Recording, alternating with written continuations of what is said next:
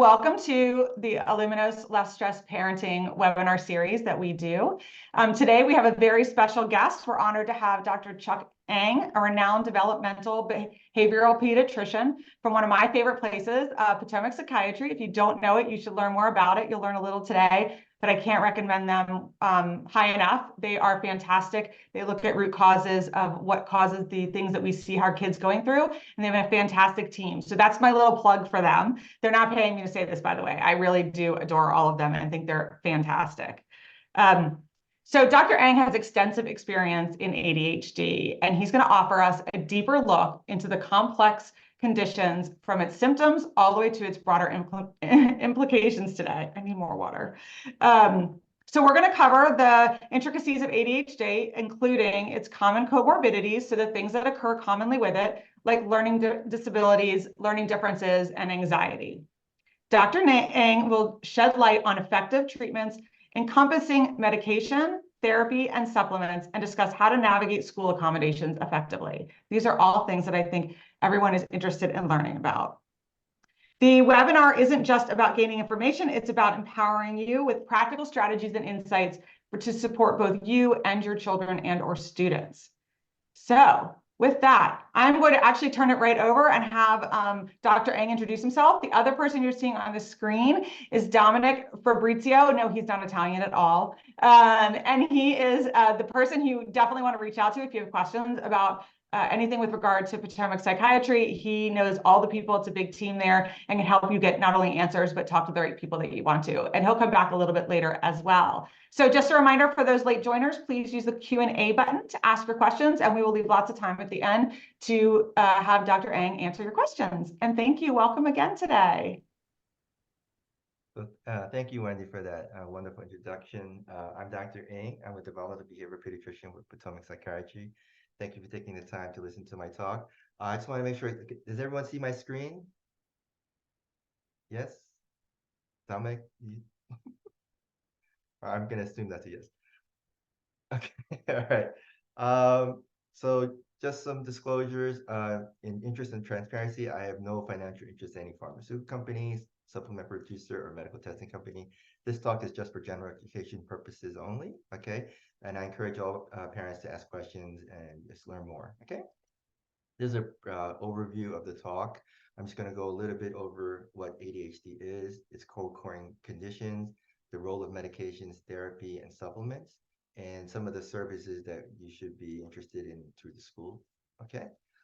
And just a brief summary. And at the last two slides are some recommended reading and websites that might be helpful for you, and I'll leave it on that so that you can maybe copy the screen and look at it, okay?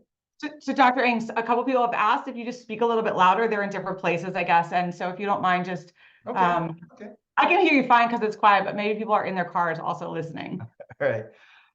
So first slide is what is ADHD? So ADHD is a heterogeneous neurodevelopmental condition. It's estimated to affect between 6 to 11% of kids. While we don't know the exact cause of ADHD, we do know that family members are at increased risk of having them. So up to 50% of first-degree relatives also have ADHD of a patient. So maybe a dad or mom, brother or sister, or even a son or a daughter. Okay, it's also more common in children with CNS, central nervous system insults like hypoxia or prematurity when they're a young baby.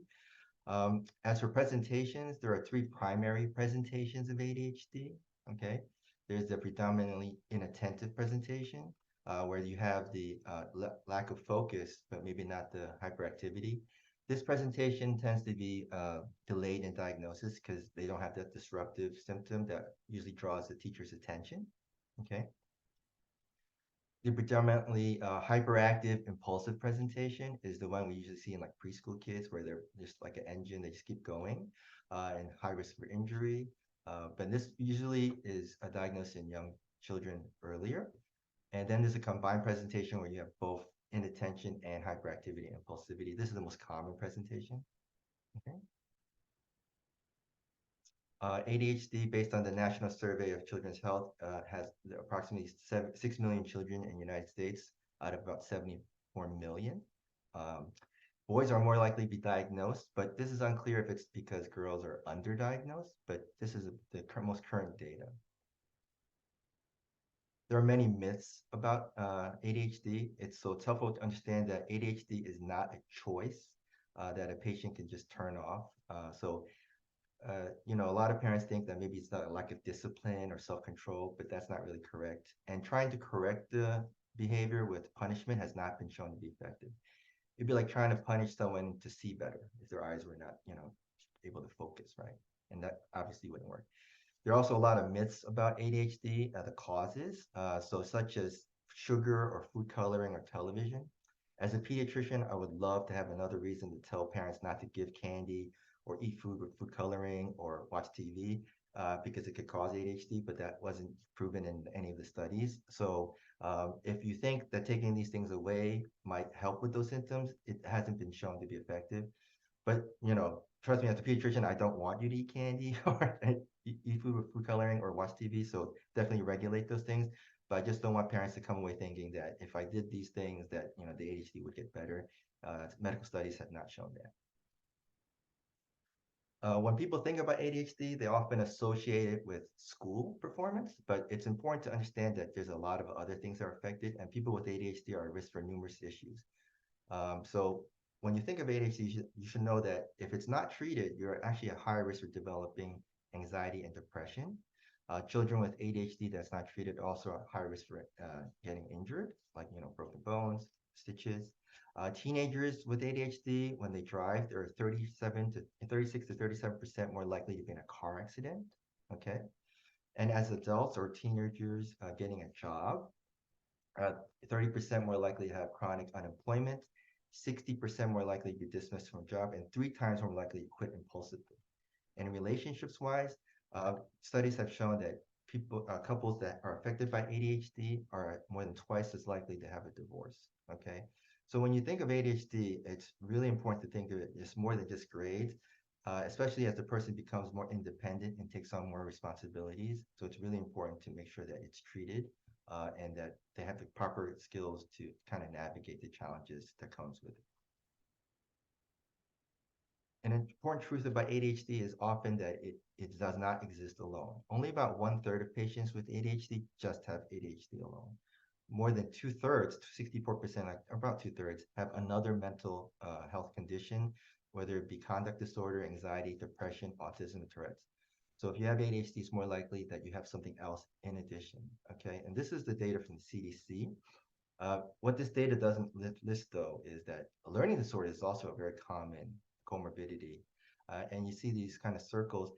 This kind of represents the different percentages in pediatric population. So like anxiety is about 25%, ADHD is about 8 to 11%. So you see, it's actually quite common. And where they overlap is, and you can have a person that has multiple, so anxiety, ADHD, learning disorder, tics, it's very, very common. Over the next couple slides, I'll talk about some of the conditions that co-occur and how they change management. Okay. ADHD anxiety is one of the more important ones to understand. If a person does get diagnosed with ADHD, we usually want to make sure that they do not have a comorbid anxiety disorder, such as generalized anxiety or panic disorders. And the reason is because sometimes the treatment for ADHD can worsen anxiety. So it's important to identify if that's a present issue and that we should move around it. Now, how do you tell the difference between the two? Well, they are very similar because a child with anxiety might not be able to focus because they're worrying. There are key differences. Some of the helpful ones to kind of focus on to see if this is anxiety or ADHD is children with anxiety usually are excessive worriers. They overthink things. Or ADHD patients usually underthink, I say. They don't really think deeply. They're forgetful. They don't pay close attention. So this is one of the very clear distinctions. And then there's also impulsive behaviors in ADHD that you might not see in anxiety. Usually people with anxiety are more cautious. Not that this is always true, but these are basics that can help us direct if you have a comorbid anxiety or if you have just anxiety versus ADHD. Okay. And when you do have those two conditions together, it's really important to understand, well, what's the primary issue then? If the two issues are, not equal, which is the one that's having a greater impact? If ADHD is the one that has the greater impact, then that's something you should focus on. If the anxiety is due to like poor school performance and such, then using medications for ADHD might actually be okay, because if they do better in school, then they might not have that anxiety related to school performance. If they're kind of equal, and they kind of exist separately, then that does change which medication choice we might make, and we might choose a non-stimulant such as atomoxetine, because it can help with both. Now, it is important to note that it doesn't treat either one as well as medications specifically for ADHD or medications specifically for anxiety, but it does have the benefit of being able to treat both. So that's why it's something you should consider if you have a child that has both and they're probably equal. Now, if the anxiety is greater, is the primary, and ADHD is not as like an impairing condition, I always say treat the anxiety first, get control of it, and usually that might require something like SSRIs. And I'll go into this a little bit more later, but this is important because you see, depending on the relationship between the two, it does change which medication options you would choose. Okay. When it comes to autism and ADHD, it's really important to understand the limitations of ADHD medications. ADHD medications do not treat the core challenges associated with autism, such as decrease in social interest or motivation, and they can actually increase problems such as perceptive behaviors. So if you give a person with autism ADHD medication, like a stimulant, they might focus on what they want to focus and maybe not what you want them to focus on. They also can worsen some behaviors that are very common in autism. Children with autism often have restricted eating behaviors related to texture or just rigidity, like it has to be a certain brand. So if you give them a stimulant and it suppresses their appetite, it can actually compound that issue of weight gain. So this is very important. That's why you should be using it in moderation. Stimulant medications that we use for ADHD, which I'm going to get into all the medications later, can also affect sleep. And children with autism are often notoriously poor sleepers. So this can be an issue, especially if you give a strong medicine or a long-acting medicine that could affect your sleep at night. But on the inverse side of it, or the other side of it, is that it can wake you up. So if we know that you have a short therapy session, like a 30-minute speech therapy session or a 3-hour ABA session, giving medications that just target that time could be very helpful. So it's really important to know what you need and how to tailor the medicine to maximize benefit while reducing side effects. Okay. Having co-occurring tic disorders with ADHD is a common problem. And so this slide here lists some of the qualities of tics. It's important to understand that the most common medication we would use for ADHD stimulants can sometimes have an unpredictable effect on tics. Sometimes they can make it better, sometimes they can make it worse. There is evidence to show that certain non-stimulants can be beneficial in treating tics and ADHD. So it's important to see a specialist if this is an issue. But in general, most tics are transient and they resolve on their own and not harmful. Okay, but they can be very disruptive for the patient because they feel self-conscious about it. All right. If you have more questions, just say for that, but I'm more than happy to talk more about this a little bit later. Another important consideration is to think, when is ADHD maybe not ADHD? There are certain conditions that are similar in their presentation to ADHD, and parents should be aware of this, especially if they've tried medicine and it hasn't really helped, because medication most times will be very beneficial. So I'd be suspicious if I hear a parent says, I've tried multiple medications for my child's ADHD and it does not help. One really serious condition is absence seizures. If someone has absence seizures, they can be inattentive because they're not there for those brief moments of time where they're absent. Typical signs that you could be having an absence seizure in your child is eye fluttering and repetitive motions. We call it automation. So if they're eating and they just drift off, but they continue to chew, or if they're writing and they just drift off, but their hands just moving in a cycle, this is what we call automation. This is a sign that it could be an absence seizure. An easy way to kind of elicit absence seizure in a safe way is just have them hyperventilate. The easy way is you have them hold a piece of paper and just blow at it, like, and this constant motion. If they do have absence seizures, you'll actually maybe cause one to happen, and they're usually very brief. If that does happen, you need to see neurologists right away, just so they can diagnose it and see if they can treat that. Okay. Another condition that has been associated with symptoms of ADHD is actually obstructive sleep apnea. That's why this picture is on the slide. If those tonsils actually are so large that they touch each other or touch the uvula in the middle, it can actually cause a child to have poor sleep at night because they can't breathe. So usually if this happens, it'll cut off air. And as you get into about stage 2, which is about 20 to 30 minutes into a sleep cycle, you'll become hypoxic and wake up. And thus you never get past stage 2. You never get to 3 or 4 or REM sleep. And these children will present as hyperactive, very irritable, behavioral challenges, and inattentive in the daytime. Okay. So if you see this poor sleep, they're gasping, they're snoring, or you see these large tonsils, it's important to see ENT doctor, get that checked out. And they'll do a sleep study and to see if that's truly a problem. Lastly, learning disorders, while they are a comorbidity, they often can also be a red herring and think that someone has ADHD when they really just have a learning disability. One way to kind of differentiate the two is that learning disability might not cause impulsivity or hyperactivity. The other thing is learning disabilities, especially reading ones, have a hallmark in that children will have poor phonemic awareness, so they can't really rhyme. So if you want to challenge your child to just rhyme simple words like dog, man, talk, wall, and they find difficulty doing that, that's a kind of a hallmark that they could have a learning disability. And the treatment for that is not medicine, it's therapy, like, or in Gillingham, like reading them. Okay?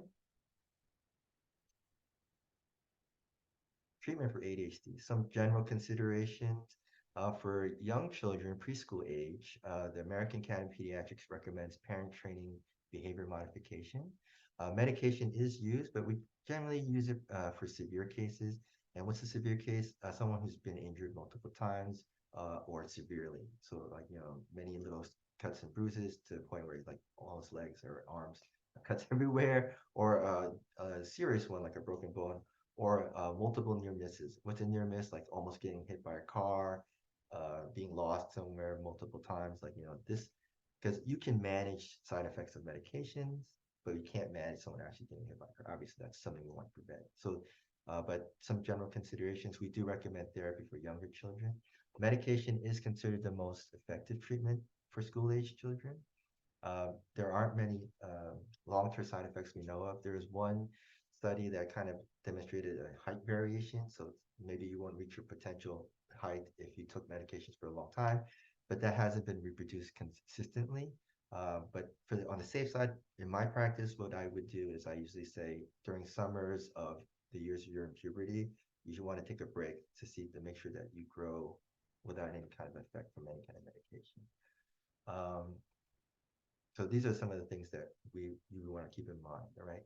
The last one is really important to understand. A lot of parents want to go the natural route, and that's great, but supplements are supportive, and they're not equivalent alternatives to medicine, so they wouldn't do the same, okay? So that's really important to understand. Like if you had an infection, you could take an antibiotic, but if you think just taking vitamin C and zinc is the same as taking an antibiotic, they're not apples to apples comparisons. It's not the same strength, okay? Now here's a overview of some of the medicines. So stimulants are the main option that we would like to talk about. And you have many different options in choosing that. That's the art of medicine. If you want to learn more about it, I do recommend everyone check out the American Academy of Child and Adolescent Psychiatry Parent Medication Guide. You can find the link at the end of this presentation. It's free and it tells you a lot about medications. But generally, if you have ADHD, stimulants are your main option, and there are two types. There's methylphenidate and amphetamine-based. They come in a wide range of forms, tablets, capsules, liquid, and they can cover a wide range of durations from 1 hour to 16 hours, okay? The AAP does recommend that we start with methylphenidate-based stimulants for young children first, and then for older children, like 13 and older, Amphetamine-based medications are usually the first option. Common side effects are on the board. On the slide is appetite suppression, insomnia, rebound. There's some rarer ones. They are not very common, but they're just for completeness. And if you want to know more, we can talk about it at the end. Non-stimulants are another common option, and they're good for certain situations. For example, the patient is very thin and they have trouble gaining weight. Giving them stimulant might suppress their appetite, which is not ideal. So non-stimulant wouldn't do that. So that's a good option for them. If they have an eating disorder, obviously that's another good reason. If they have tic disorder, that's another good reason.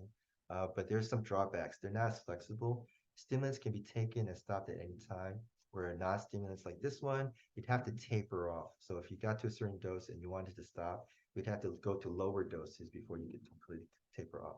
Not that you couldn't stop, it just takes planning around it. Whereas stimulants, a lot of times you can just take it Monday to Friday and not on a weekend, but non-stimulants, you would want to have a very consistent time frame, like months, like school months, right? Okay. Some of the side effects is it can sedate you, which is not a terrible thing, because if you give it at night, helping you sleep is not a bad thing, right? But it can decrease your heart rate and blood pressure. This is the main reason you have to taper it, right?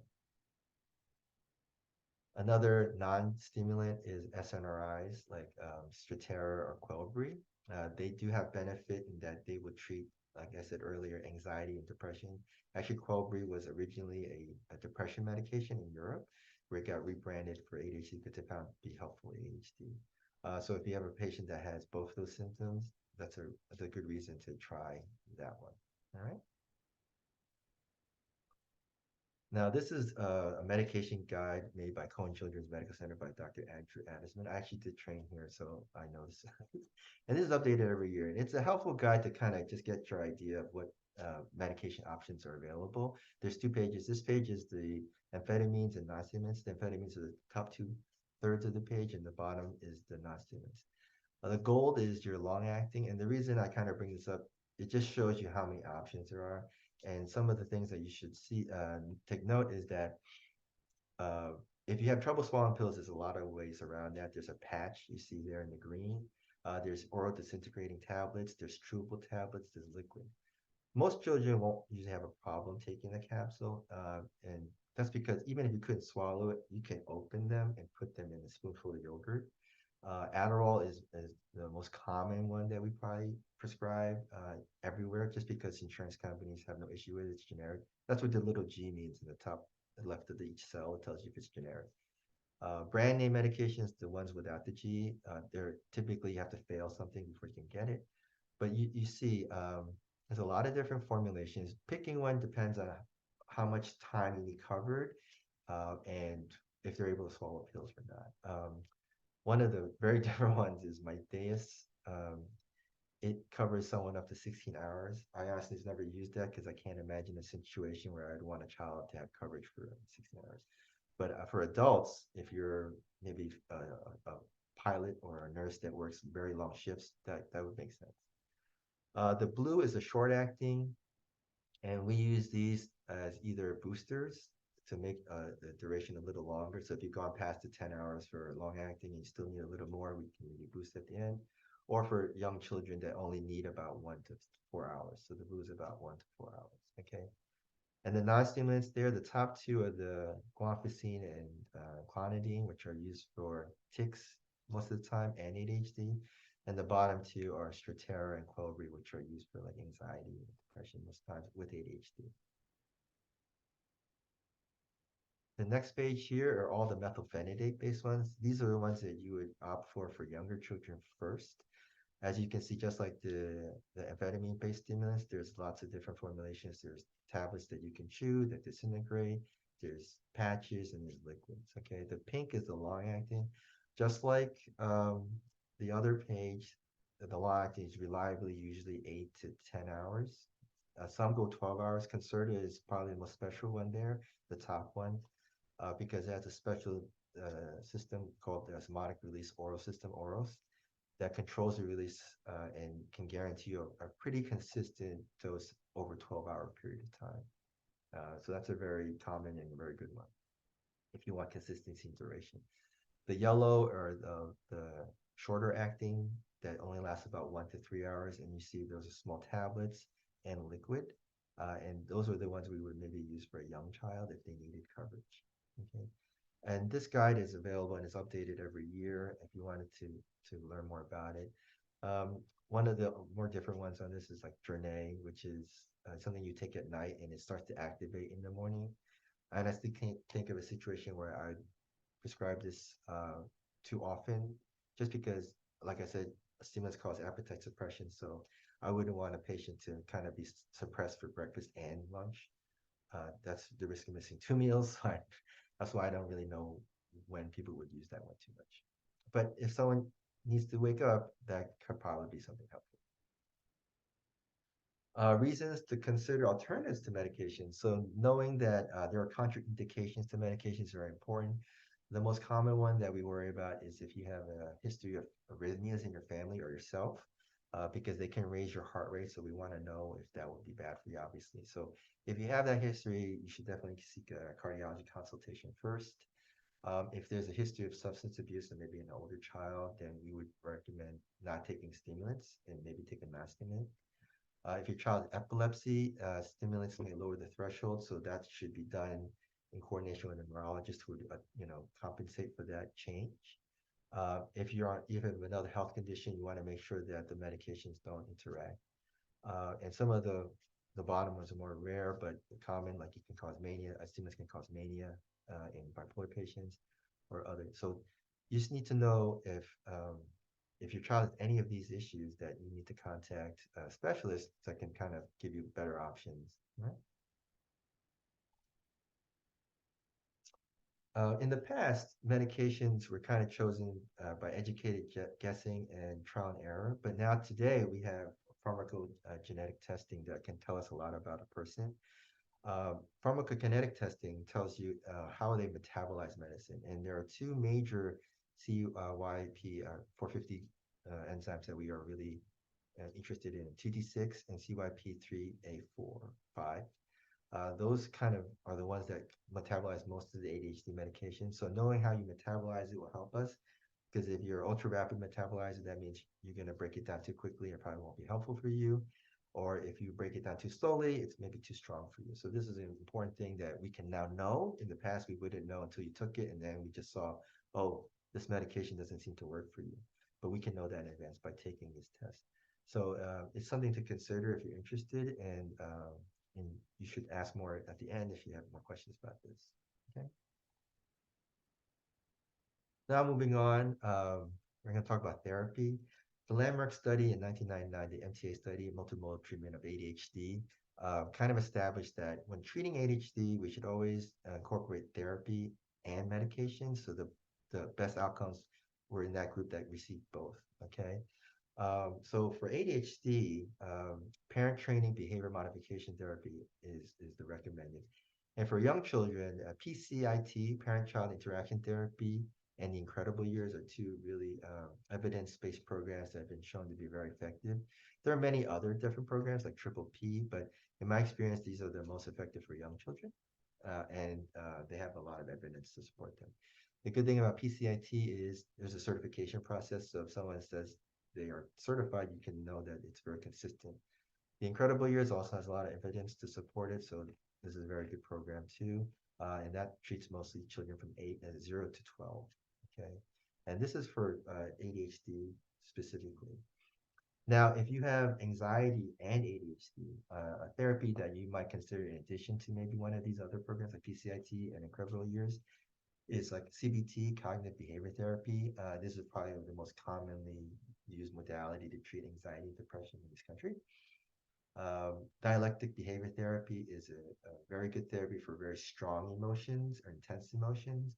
And so if you have a patient that has cutting behaviors, anorexia, suicidal thoughts, dialectic behavior therapy is probably one of your better options. So these are very good options if you have this combination of ADHD and anxiety or depression. Okay. And I'd be more than happy to answer questions about it at the end. This diagram of behavior, feelings, and thoughts, that's the kind of the foundation of CBT, where if you change one of those the behavior or thought or feeling, you can change the other two. And I can go into more of it at the end, but I want to just finish up. Therapy continued. If you have tics and ADHD, another therapy that might be helpful is habit reversal therapy or comprehensive behavior intervention for tics. The Tourette's Association of America has a wonderful overview of CBIT, and habit reversal therapy has been used for tics for a very long time. It's also used for other things like nail biting and hair pulling. So if you have repetitive behaviors, that's another option for you. In regards to ADHD and autism spectrum disorder, the recommended therapies to kind of treat the signs and symptoms of autism, or the core symptoms, would be ABA is the most readily available, usually covered by insurance. It can be offered in the centers or at home. It's difficult to kind of generalize because each program is a little different. So if you want to know more, you actually probably have to ask the provider how they practiced it. But it is one of the most commonly used modalities in treating patients with autism. Behavior response training is a different type of ABA where it's child-directed, it's play-based. The child is playing and the therapist kind of uses that play to direct learning. So if they're using words like they're playing with a car, and add adjectives like big car, round car, you want to go boom. And by incorporating play and being play-based, it's often very fun. And since it's child-directed, it usually gets a lot of buy-in because kids they don't even know they're learning sometimes. Floor time is based on building emotional connections. So as the name implies, you're on the floor learning and playing with each other to build that bond. And so this is a good therapy for children where you feel like social interaction is an issue. Okay. Now moving on to supplements. The evidence for supplements is mixed. The one supplement that has more evidence to support it is EPA omega-3 fatty acids. Studies show if you take 1,000 milligrams, there is a modest benefit over several months toward inattention. Okay, the studies, again, there's a meta-analysis, weren't that strong. The effect size I think was like 0.3 compared to medicine where the effect size is like 0.8 or 0.9, so much higher, much stronger. But since fatty acids like fish oils aren't harmful, they actually have many other health benefits. This is a very safe thing to try. They're good for your eyes, good for your heart. Okay. As for like replacing vitamins or minerals, the evidence really suggests that if you have a deficiency, then replacing it would be very helpful. But if you don't have a deficiency, it might not be as beneficial. And if you notice, 3 of those are really related to iron deficiency. So anemia, iron, B12, and B9. And we know this from a lot of data that if you have anemia, it can affect your IQ, it can affect your cognitive development because you don't have proper oxygen delivery. So if you have that, treating that is really important. Magnesium and zinc also has been shown to be beneficial, especially for hyperactivity. Magnesium is known to be calming, but mostly for children that have deficiencies. If you ever get curious about supplements, I definitely encourage you to do your own research at the National Institute of Health Office of Dietary Supplements. This website will tell you all the current data is available about a supplement. So it's a very useful website. If you want to learn more about any particular thing you read about, you can plug it in and learn about it from there. Okay. Moving on, it's important to work with child school to ensure that they have the optimal environment to succeed. The first step is usually to meet with the teacher and go over some management techniques and see how does the teacher manage a child in this classroom and what do you do at home and what works best. Some of the things that I recommend are establishing a daily routine because routines are very helpful. Structured time helps regulate people, so we want to make sure that they have these routines.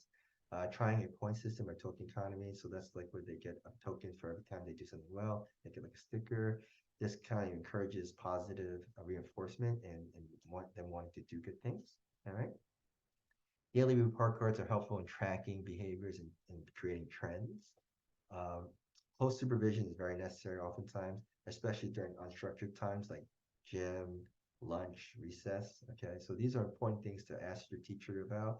And these don't even require any kind of special education or 504 accommodations. These are just common techniques that you go over with the teacher, what works for you at home and what would work for them in the classroom. Okay. When you think of ADHD and school, two laws come into play that really ensure that you have appropriate services. The first one is the Rehabilitation Act of 1973. Specifically, Section 504 provides civil right protection for people with disabilities. So ADHD is considered a disability, and with that, you can get an accommodation. Accommodations are different than services because a service is like speech therapy, actually someone coming to provide you a service. An accommodation is just letting you do something a little different. So example, if you break your leg and you can't go up the stairs and you get to use the elevator, that's an accommodation, okay? So common accommodations to request through a 504 plan is extended time on tests and assignments. So they have usually 1.5 times the normal time. So if it's an hour test, you get an hour and a half, okay? Quiet testing environment so they don't get distracted, so they get to go take it in a quiet room and not with 20 kids that might be sneezing, sniffling, or clicking their pens, okay?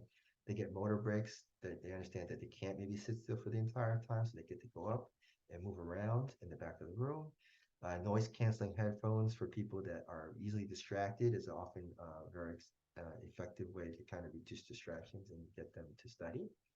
A visual schedule, because people with ADHD usually work well with visual aids or guides, and reduce demands or workload. So basically, if the assignment is necessary, maybe like skipping over it, or having accommodations for the work. So if they forget to do a problem, allow them to complete it before you grade it, because then you don't want them to be graded on their condition as opposed to what they actually know, because they forgot to do it just because they were ADHD. The second federal law that applies to ADHD is the Individuals with Disability Education Act. In many schools, the way they go about this is they'll do what we call a response intervention. If they see there's an issue, they might provide intervention to kind of help see if that fixes the issue. But when this is done, I just want to make sure parents understand that they should agree on the plan, like what is the intervention and how much time are we allowing this intervention to proceed with before we proceed with testing, okay? So it's important to understand that limitation.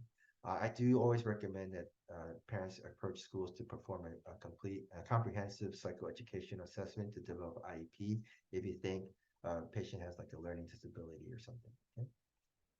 And this is why, because some schools will give Orrin Gillingham a reading program, which has been shown to be helpful for learning disabilities. In certain situations, a child might require more services. So deciding the correct placement is also done through this act. Do they need to be in a special education class, or do they need to be in like a cohort that is half special education and half general education? And appropriate services, do they need speech therapy, do they need occupational or adaptive PE or one-to-one aids, okay? And the last thing that parents should consider regarding school services is, does a patient need individualized health plan? This plan is developed in case you have a health condition that needs the nurse to do something. So a very common example is if you have panic attacks at school, having an IHP allows the student to go to the nurse's office to calm down, and that's written in the plan so they don't get in trouble and they know what to do, and the nurse has a plan. And if the panic attack is not resolved in a certain amount of time, what to do next, and if there's medication involved, what medications can be used. All right, so this is an important plan in certain situations, and I do encourage parents to look into this as well, okay? So in summary, ADHD is a neurodevelopmental condition characterized by inattention, hyperactivity, and impulsivity. It affects between 60 and 11% of the children in the United States. It is more than just ADHD alone. Most times you have a comorbid condition like anxiety or learning disorder or oppositional defiant disorder, okay? For ADHD, medications are the most effective treatment, but not the only treatment we recommend. We do recommend always having a therapy component. Supplements should be considered a supportive treatment, but not an alternative to like medications or therapy. And children that have ADHD should definitely receive 504 plan accommodations or even special education services to make sure they have the optimal environment to succeed. This next slide is just some recommended reading. So if you want to take a screenshot of this, I've read all these books. I think they're fantastic. 1, 2, 3 Magic's really good for young kids. Defiant Child is really good for teenagers. I have a teenager. I have 2 teenagers. So I can definitely agree with many of the strategies listed in that book. And this last slide is some helpful links. The AAP ADHD resource page is a wonderful resource. CHAD is also a great organization, children and adults with ADD. And NIH has a great website about the supplements if you want to look into that. And then the medication guide, it's a good thing to have if you want to look at the options available to you. So with that, that's the end of the presentation. I want to thank you and open up for questions. Thank you so much, Dr. Eng. Can everybody see I'm hoping everyone can see my screen. Can you see it, Dr. Eng, that says Q&A discussion? Let me stop sharing my screen then. Here. Okay, perfect. Okay. And, okay, I see the Q&A. You can or cannot? I can now. So okay, perfect. So I okay, perfect. From the top down. Okay. Oh, no, we have a lot of questions. Okay. So let me see if I can help you tackle them.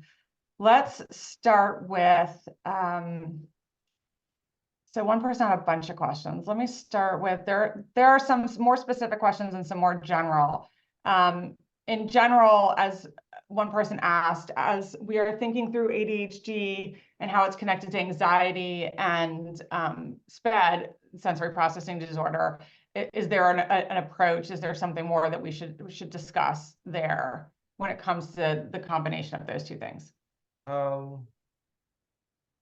Well, when it comes to like combination, you definitely want a comprehensive evaluation and to see what's the most impairing of the conditions.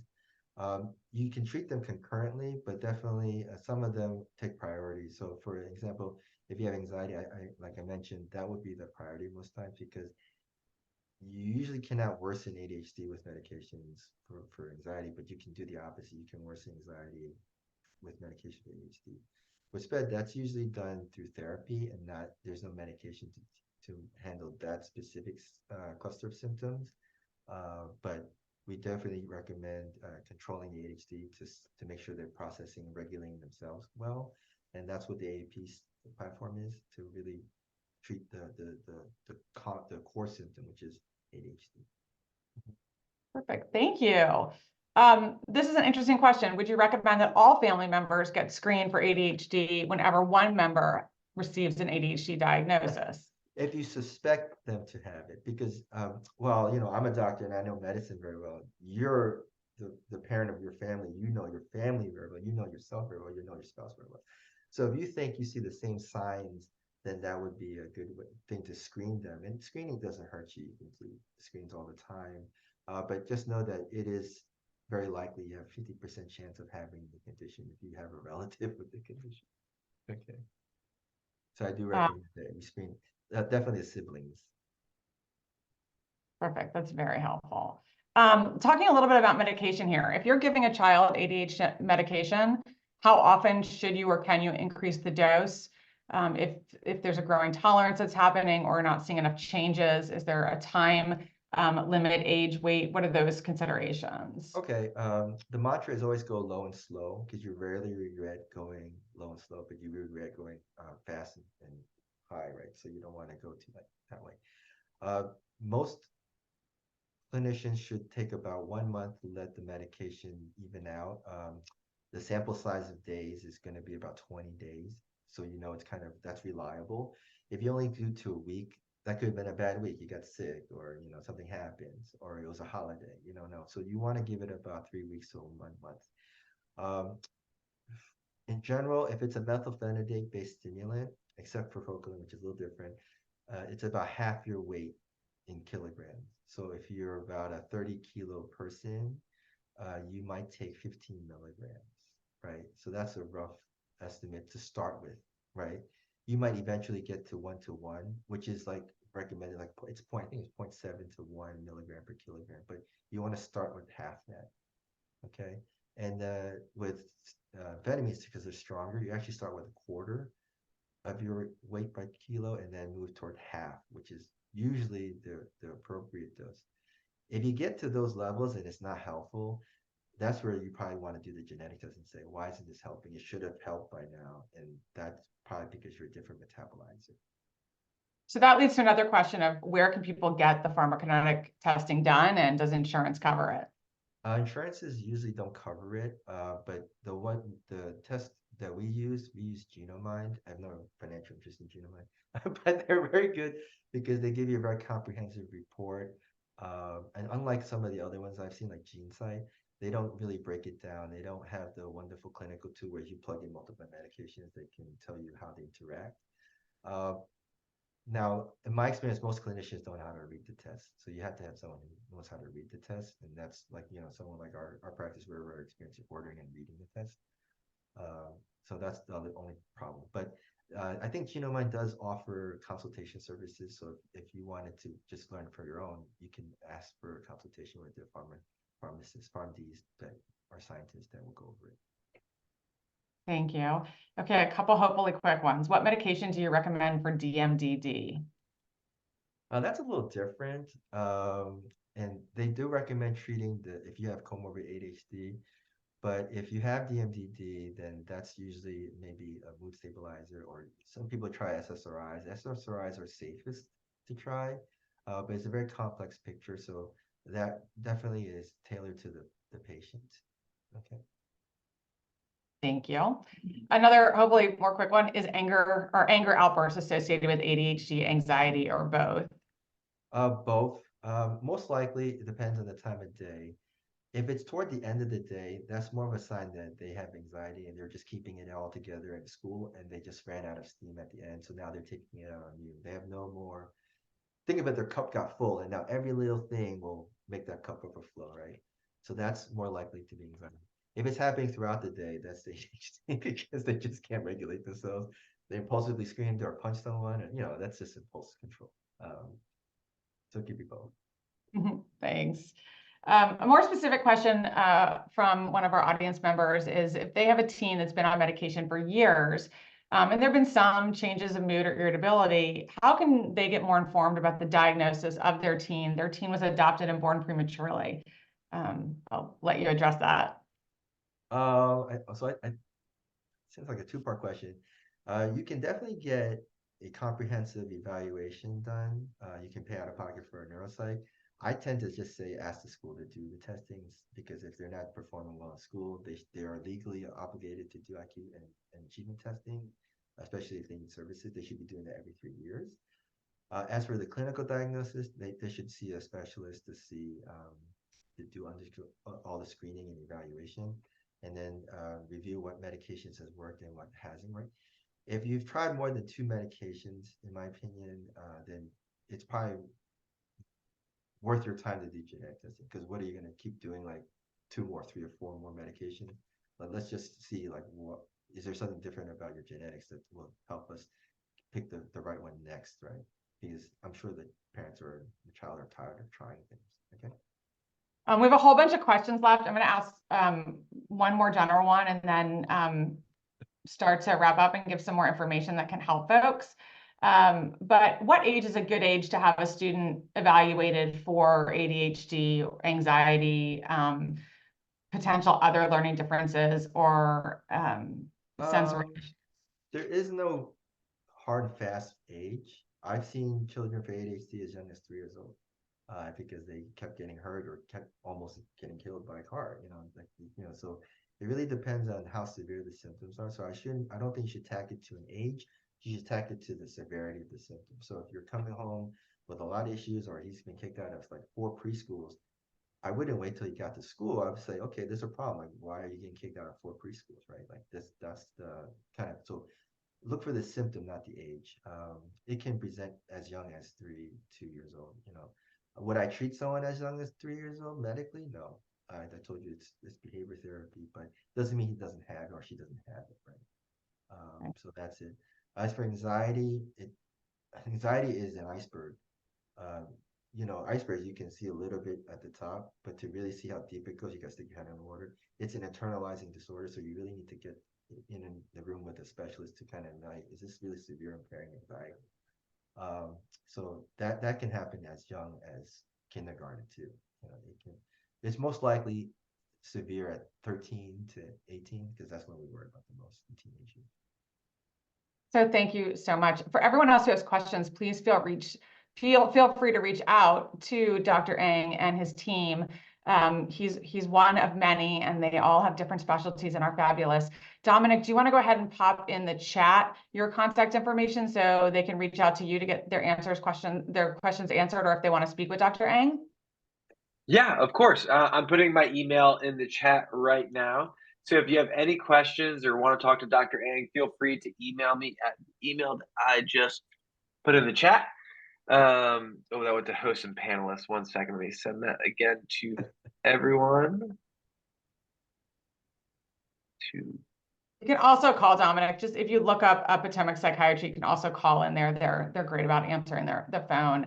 And they really do look at root cause. So you can look at a lot of different things. I know for my own family, it's really important to understand what's really going on so things can be treated in the proper way. And many of our families we send over their way to do the same thing because obviously an ADHD diagnosis can mean a lot of different things, and it can be overwhelming at first. And some parents are really against medication, and some people don't want the label, and so they need to understand more about it. I just want to also offer that we are a resource. We work with a ton of ADHD students as well as students with other learning differences to help them understand how to get through the process of school and the process of life. We focus on executive functioning skills and provide a holistic support. So when you or your child is working with someone like Dr. Eng, we also work with them too, and as well as the school and other folks. So you can learn more about us at illuminos.co. It's not .com, it's .co.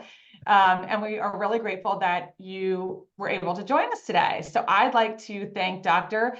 Chuck Eng for his invaluable insights and expert guidance for moving forward past the diagnosis. Again, this is just the tip of the iceberg, as he referred to for anxiety, but it's the tip of the iceberg of what he can offer, as well as his team. You know, your in-depth knowledge and the amazing statistics that you provide, Dr. Eng, were really invaluable today. And I think it gives us an understanding well beyond what just a normal overview would give, especially since you have the medical background and the developmental background for being, you know, a pediatrician with all the medications, which a lot of parents have a lot of questions about. So we are grateful to have you here. And then I want to thank everybody else in the audience for making their time. I know there's a lot of webinars out there and not everybody wants to be on one. I hope you found this informative. Please let us know if you did. If you want to learn more, you can always reach out and let us know what you're interested in hearing about. And then you can always reach out to us if you want to learn more about how we can support you and your family on our website, illuminos.co. It's pretty simple. You can also call or email. Let me see. I think I have a slide here. Ooh, there we go. That you can reach out to us and follow along. And you can also look for us on social media, although we have slowed down a bit on posting. We've just been a little bit slammed. But we are always happy to be there for support. And we're also happy to be there for references. A lot of times parents get a diagnosis and they don't know where to turn. It's a piece of paper that's really overwhelming. We try to make it our business to know the best folks out there that can help all different types of students. So never hesitate to reach out if you just need a reference for something. We're happy to help all the time. And with that, I just want to thank you all for being a part of today's Less Stressed Parenting webinar. And you'll be able to access this recording on our website under the Parent Resources section. And we will send an email out in a few days when it's available and uploaded. You can also access all of our prior webinars through that same page. So we thank you all for being here. And Dr. Eng and Dominic, always great to see you. Thank you so much for your time and for being here with our audience. Thank you for inviting me. It was a pleasure. Of course. Talk soon, you guys. Take care. Our honor. Thank you. Thank you. Thanks so much, guys. Have a great day. You too. Bye.